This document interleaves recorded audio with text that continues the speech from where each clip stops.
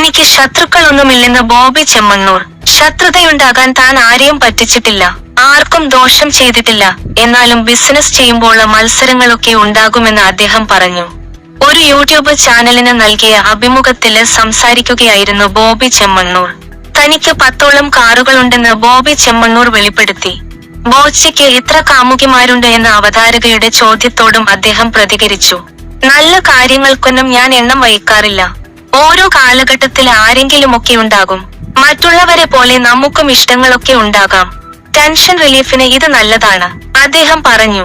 കാമുകിമാരൊക്കെ ഉണ്ടെന്ന് പറയുമ്പോൾ ഭാര്യ അടിക്കാറില്ലേ എന്ന അവതാരകയുടെ ചോദ്യത്തിനും അദ്ദേഹം മറുപടി നൽകി. ഇടയ്ക്കൊക്കെ കിട്ടാറുണ്ട്, കിട്ടി ശീലമായി പോയി, അദ്ദേഹം പറഞ്ഞു. 15 വർഷമായി വൈറ്റ് ഡ്രൈസ് ആണ് ഇടുന്നതെന്നും ബോച്ച് പറയുന്നു. ചില കാര്യങ്ങളോട് മാനസികമായി ഇഷ്ടം തോന്നിയാലും മടുക്കില്ലെന്ന് അദ്ദേഹം വ്യക്തമാക്കി.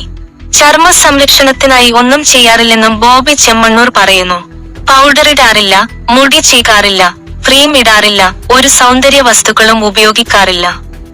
വർഷത്തിലൊരിക്കലൊക്കെ സലൂണില് പോകാറുണ്ടെന്നും അദ്ദേഹം കൂട്ടിച്ചേർത്തു.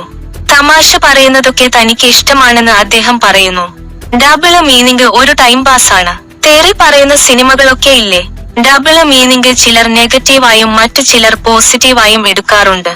ചിലർ ആ സെൻസിൽ എടുക്കും, എൻജോയ് ചെയ്യും. ഒരുപാട് പേർക്ക് ഇഷ്ടമാണ്, ചിലർക്ക് ഇഷ്ടപ്പെടില്ല. അവർ സോഷ്യൽ മീഡിയയിലൂടെ പ്രതികരിക്കും, അദ്ദേഹം പറഞ്ഞു.